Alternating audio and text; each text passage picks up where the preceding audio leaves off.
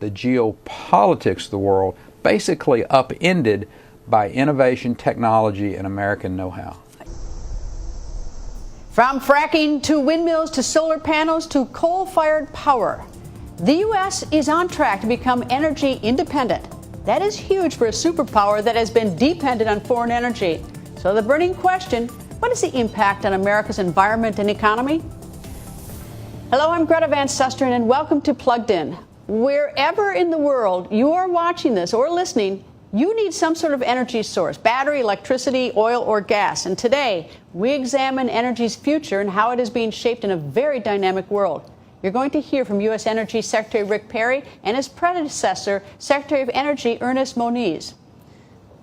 All of the above is the latest way to describe America's energy policy. That is because it is some of this and a little bit of that. In the year 2017, the U.S. produced more natural gas than any other form of energy, and this is thanks mostly to innovative but controversial ways of extracting oil and natural gas through hydraulic fracturing, also known as fracking. Those techniques are under fire from many environmentalists, and they've also put the United States in a position, though, to be the world's largest oil producer by the end of the year. Two stark changes in U.S. energy from 20 years ago. Coal production dropped about 40% since 1997, while production of renewable energy jumped more than 300%. Coal and renewable energy are part of the political battle lines that will define America's energy future. And we have two reports for you. One on President Donald Trump's plans to roll back regulations on coal, and a report on California's new requirement for solar panels on new homes. Here's VOA's Mike O'Sullivan. California is forging ahead with solar power. 40% of solar installations in the United States are already in the state, where public utilities are promoting solar panels. Over 250,000 of our customers, residents and businesses, already have solar installed at their properties. And we're increasing that number by 4,000 to 5,000 new connections a month. The new mandate will make solar power nearly universal, just as clean energy sources are becoming cheaper. We are finding wind and solar in particular are frequently the least cost, not just equal, but the least cost options. Arizona just did a bid, a tender, and solar came in at under 2 cents per kilowatt hour. The next closest competitor was dirty, air-polluting coal at over twice that price. Critics complain that the solar power mandate will push up construction costs by nearly $10,000 for the average home. It's worth it for homeowners, says a solar power expert. If they don't have to do it, they can save a little bit in the short term in construction, but it's penny wise and pound foolish, certainly from a societal point of view. SIDA says solar power produces no polluting emissions, and that homeowners will be able to recoup their investment through greater energy savings. State officials have promised to cut 1990 emission levels 40% by the year 2030. Mike O'Sullivan, VOA News, Los Angeles. You can do a lot of things to those solar panels, but you know what you can't hurt? Coal. You can do whatever you want to coal. Trump's plan abandons the previous administration's goal of scaling back U.S. reliance on coal and reducing the nation's carbon emissions by a third by the year 2030. Instead, Trump says coal-producing states like West Virginia should be able to set their own limits on greenhouse gas emissions from coal-fired power plants. Environmental activists have denounced the proposals, saying it sends the wrong message to the world. Cars and power plants together are responsible for the majority of carbon pollution from this country. And so for the administration to roll back all these climate protections at once sends a real signal to the world that America is not going to do its part to reduce climate pollution. The Environmental Protection Agency acknowledges the increased pollution from the rule change could lead to 1,400 more premature deaths each year by 2030. But coal producers insist the fossil fuel is necessary for the nation's energy security. I think what you have are critics outside of this industry that are a little bit unrealistic in their goals about a renewable economy built on wind power, wishes, and unicorns. If approved, Trump's proposal could keep coal plants operating longer by not forcing companies to upgrade pollution controls. Coal miners support the president's plan. I like everything he's done. He's sticking with his campaign promises. But experts are skeptical Trump's proposal can actually save coal jobs in the long term. Natural gas is cheaper, renewable costs are going down. So even though they are kind of rolling back some of the regulations that have been tougher on the coal industry, I think the coal industry is still facing some pretty significant headwinds. The administration's proposals to roll back anti-pollution standards are in line with Trump's decision to withdraw from the 2015 Paris Agreement. Now, every country in the world except the U.S. and Syria are signatories of the agreement, which aims to mitigate the effects of global warming. Patsy Widakuswara, VOA News at the White House. President Trump has been promoting something called clean coal, which critics call misleading. No one is physically cleaning the coal. Instead, clean coal is being used to describe a process that captures carbon dioxide emitted from smokestacks and buries the CO2 underground. That technology is still relatively new, but U.S. Energy Secretary Rick Perry told me it is this kind of American know-how that could be a game changer around the world. Say, for instance, CCU, the clean coal, the utilization, carbon capture utilization technology that we're developing at some of our national labs and the private sector working together. That innovation being sold and implemented in a country like China, they're going to create their energy. They're going to use coal. And for the benefit of the environment, seeing them use our technology that we know works. We got a plant down in Houston, Texas that's taking 95+% of the carbon out of the emissions.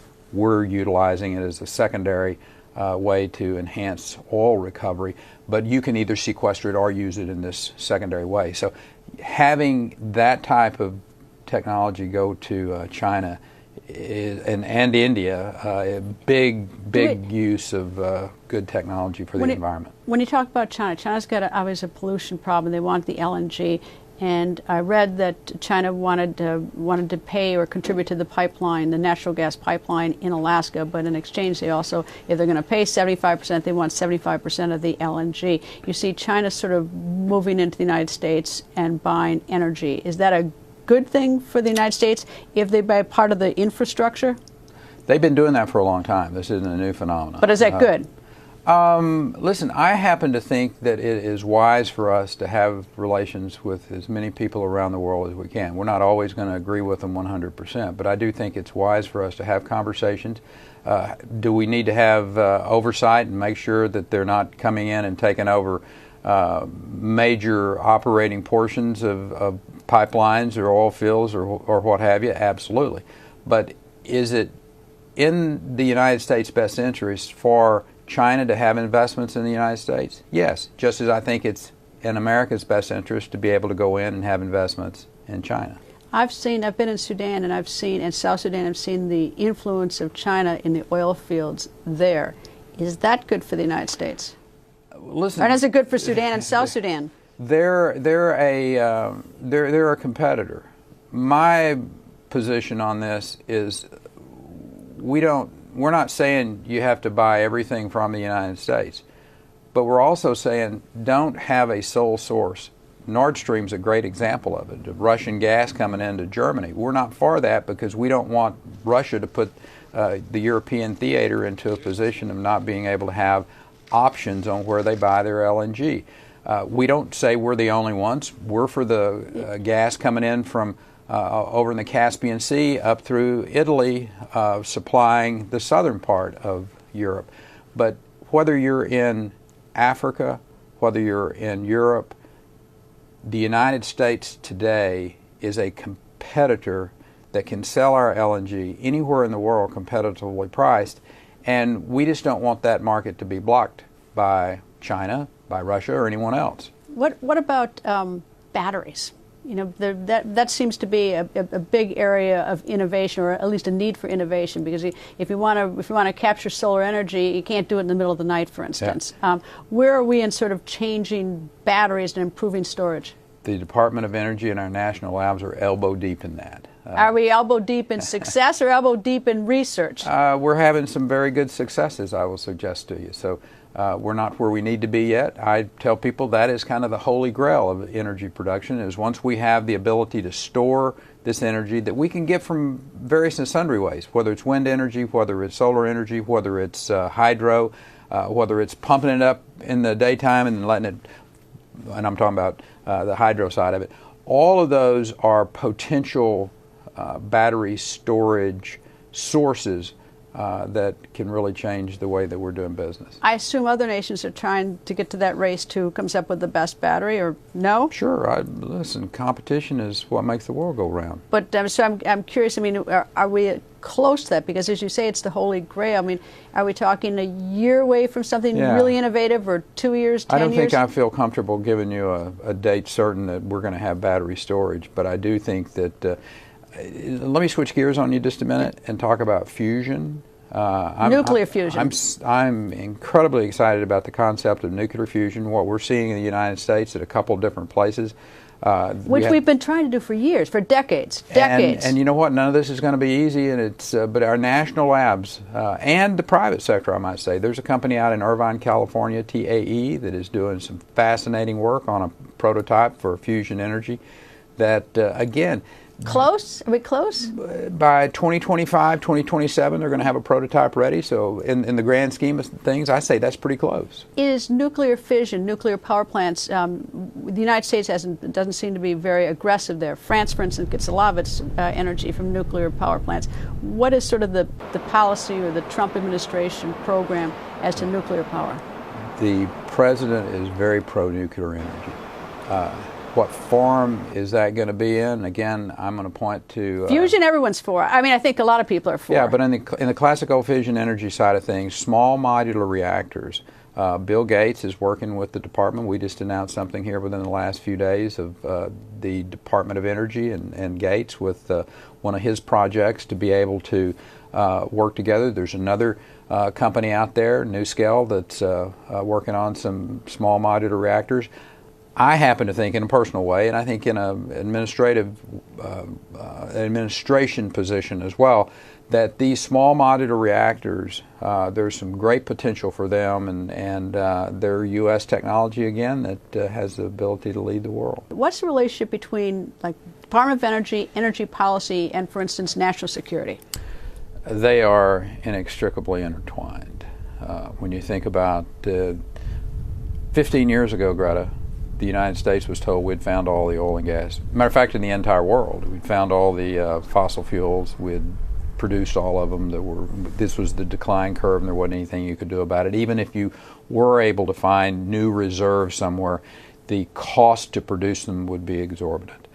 Well, innovation, and some of that innovation coming out of our national labs, I might add. Hydraulic fracturing, which was a private sector innovation, working with some of our universities. The ability to keep the polycrystalline on the drilling bits, that was a national lab innovation.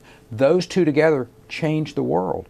Hydraulic fracturing, directional drilling, and today the United States, that 15 years ago was relying upon other countries who might not have had our best interest in mind for our energy resources. Today we're selling American LNG to 30 different countries on 5 continents. The geopolitics of the world basically upended by innovation, technology, and American know-how. America's world-leading innovation system also gives Secretary Perry's predecessor reason to believe the U.S. is well-positioned for the future. Ernest Moniz was Secretary of Energy under President Barack Obama. He explained to me how America's increased production of natural gas is an energy pathway to a cleaner environment and stronger economy. So natural gas does burn cleanly with regard to pollution, but very importantly, it emits the least amount of carbon dioxide of any fossil fuel. And if you look at the United States, largely on the basis of market dynamics, we have lowered our greenhouse gas emissions substantially over the last decade, mainly because natural gas has proved more economical than coal. So displacing coal has lowered our CO2 emissions, which of course is very important in terms of addressing global warming. Okay, it's important in addressing global warming, but nonetheless, it does. There is CO2, there is carbon dioxide emitted from it. So it's not perfect by any means. Do you agree? Yeah, it's often called a bridge. So today, as it displaces coal, it lowers CO2 emissions. But eventually, if we need to have, and we will need to have, very low carbon emissions, then natural gas itself will emit too much CO2. All right, how long is it a bridge into you think that we'll have other forms of energy that won't be emitting carbon dioxide? Well, now that's a big argument. How long is the bridge? And what we've seen is I think most people have been quite surprised at the enormous price reductions of wind and solar, which emit no CO2, together with major cost reductions in things like batteries, so that you can smooth out the production of wind and solar. So those are coming down very fast. They are growing very fast, but still quite small. So to give you a number, in the American economy now, gas is providing roughly 35% of our electricity. Wind and solar combined are between 8 and 9%. So they are growing more rapidly, but they're still quite small. And so I'm not going to say whether it's 10, 20, 30 years, but certainly gas will continue to play an important role, in my view, in our energy system. All right, when you talk about bridge to like solar or to wind, you're speaking about the fact that we may not, if you don't have any sun for a number of days, you've got a problem in terms of energy storage, and you talk about batteries. Right. What is the status of batteries? Because if we had great storage, that may sort of shorten that bridge. Correct. Now, and that's happening. The cost of batteries have come down by a factor of 2, let's say in the last 7-8 years, and I expect another factor of 2. However, this is very important, and we see many states now requiring storage there to be able to shift when solar supplies the market. But typically, these shifts are measured in hours. And we have to be prepared for an energy system to have times when the sun doesn't shine for a long time or the wind doesn't blow for a long time. So that's why I believe, this is another reason why I believe something like gas will play an important role, because in effect any fuel like natural gas is a way of storing energy, but you're not subject to the issue of only a few hours with batteries. So batteries are going to improve, the storage times will improve, but economically I believe for the longer term storage, days, weeks, we will need something like natural gas as a complement to renewable. Now, the United States has played an important role, a growing role over these last years now in beginning to export LNG, as has Australia, Qatar, a big exporter. So the LNG global market is developing. Very importantly, the United States coming into the market and Australia coming into the market, et cetera, has really begun for the first time to create what looks like a global market in natural gas, as opposed to very long-term contracts signed between supplier and user. So it's a whole different ballgame, and it's another story. But let's just say I think the United States entry into the LNG market, and we will be building up substantially over the next two years. It is also good for energy security, especially of our allies in Europe, for example. They have been very dependent upon natural gas from Russia. They still are, but there are now many more opportunities for sourcing natural gas, and so it's good for the environment right now, and it's good for energy security. It's certainly good for our economy. It's interesting. I mean, when I was in college, everyone had great hope for solar energy, and solar energy has come a long way since then. But it's not. It doesn't look like it's going to solve the entire energy problem in the United States. At least, not going to provide all the needs for consumption. But you've got wind, you've got water. I guess is it the best that people can hope for? As we get greater command of those, learning how to harness those and store them, that we'll see less of a need for the bridge for the natural gas, for instance, or even the coal. Well, it could shorten the bridge, if you like, with natural gas. But what I want to emphasize is, look, I think, by the way, I've been like you. I've been very bullish on solar energy for a long time, and I think renewables more broadly are certainly going to continue to take a bigger and bigger market share, and that's great. But I've been called an all of the above person. I believe that addressing the very low carbon challenge, which is absolutely central, and I believe we the world, we are going there. How fast is the issue? But in going there, I believe we need to provide all the possible tools to get there, because different countries and different regions of our country have different resources, have different public attitudes. They will have a different mix of technologies to reach low carbon.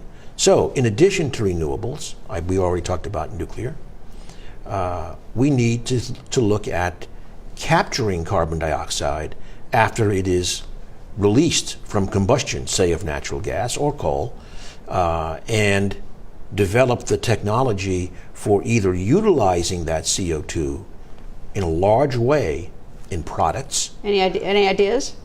Oh, there's lots of ideas. Nothing is out there yet. There's ideas from including it in building materials, for example, all the way to, shall we say, holy grail ideas of take carbon dioxide, sunlight, and water and produce a liquid fuel from it. I mean, it's done in the laboratory, but it cannot be done yet, at least, at scale and at cost. Energy is national security. In terms of the current administration versus the last administration, are we on par? Are we just as secure? When we look at energy as a national security issue, are we more secure, or can't even quantify it that way? I think America's energy security is in a very, very good place, and has been for years.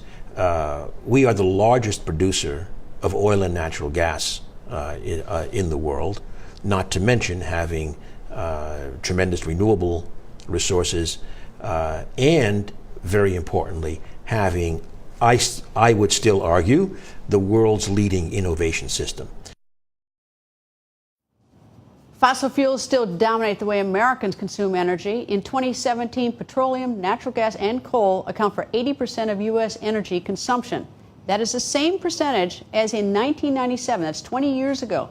So what will the next 20 years look like? Joining us to analyze is Nick Loris, a research fellow at the Heritage Foundation, and David Livingston, Deputy Director for Climate and Advanced Energy at the Atlantic Council. Gentlemen, welcome both of you. So it seemed like neither Secretary of Energies wanted to go too far out on the line and predict the future, but I'm still going to ask. So I'm going to ask you, Dave, what's next 20 years?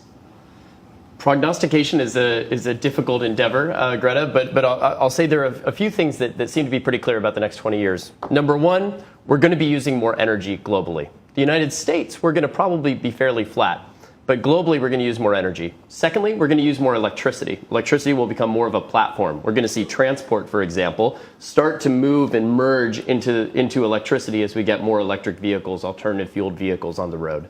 Third, we're going to need more flexibility from our grid as we have a more diverse panoply of resources that we need to orchestrate in a coherent way to minimize costs for consumers. So that means that we have to accommodate large baseload sources of energy like nuclear plants or natural gas plants, at the same time that we're accommodating increasing amounts of small, distributed, renewable generation resources like solar panels on roofs, for example. Nick? Yeah, natural gas looks like it's here to stay, but you have so many diverse energy resources contributing to meeting not just America's energy needs, but the world's energy needs. And that's how it should be. It shouldn't be presented as a problem, but really an opportunity, because we spend more than $3 trillion globally on energy, transportation fuels, electricity, every single year. So there's room for everyone to play here. Why should, if you're watching this show on the African continent right now, why should you care about the U.S. policy on energy? Because it's really about access and choice. And the more that we supply, that's more access and choice to our friends and allies around the world. And when you have more than 1.4 billion people without access to affordable, reliable energy, the more innovation that we can have on all fronts, natural gas, the renewables, nuclear, that's going to help grow standards of living around the world and raise people out of poverty levels. But if I could just say, it's not just that you should care about U.S. production policy, right, when it comes to energy. You should also care about U.S. innovation policy. I mean, if you look at, like Secretary Perry was talking about, the battery research that's being done in national labs and public-private consortiums right now. To me, the battery seems like could be almost everything. If you can store renewables, then we can get rid of the other issues in a perfect world. But he also talks about clean coal. But is that realistic? I mean, are we just in the innovative period of time? You've got recapturing CO2, which is what Secretary Munez talked about. I mean, are those realistic? Clean coal, or what's more accurately, I think, described as carbon capture and utilization, or carbon capture and storage technologies for coal, I'm not ruling them out. I think that there's great research being done, and there's an exciting new tax credit actually here in the United States put through Congress in a bipartisan manner to support carbon capture research. The onus is on coal, though. The onus is on the energy industry to prove that is that it will work at scale and at cost, as Secretary Moniz said. Secretary Perry talked about the Holy Grail being the battery. That's where my attention is. What are your thoughts on that? Are we anywhere near doing the type of storage that we're going to need? I do. I think anywhere near could be decades at the same time, though. But again, this gets back to getting the regulations right to allow battery technologies to compete in markets that are highly regulated now and are catered to this baseload electricity, where you have more decentralization happening, when you have more access to choice, you can see a lot of potential for solar and battery storage integrating into the market, and we have more microgrid opportunities. Texas is a perfect example where electricity rates have soared down, and it's, again, room for everybody. That it's not just natural gas there, it's not just coal. You're seeing a penetration of renewables at really exciting rates. We only have a few seconds left. China is obviously using a lot of coal, and they've got an environmental crisis there. So, I mean, not that the whole world doesn't. They're using a lot of coal. They're also developing, solar, nuclear energy, for example, at a scale and at a pace that we have not witnessed here in the United States. They're going to need all of the above more than any other country we can think of. It seems like the two cabinet secretaries were actually quite optimistic about all the innovation of what there is out there and how much things will change. So things. I mean, at least it seems like we're on the right path. We've consumed an awful lot of energy, and we have a lot of consumption that we still continue to. Anyway, gentlemen, thank you both. Thank you. Before we go, an update on a story we've been closely following. In December, 2 Reuters journalists were jailed in Myanmar for the reporting on mass graves of Rohingya. Just 2 days ago, 32-year-old Wa Lone and 28-year-old Jaw So Oo were found guilty of possessing state secrets. Each was sentenced to 7 years in prison.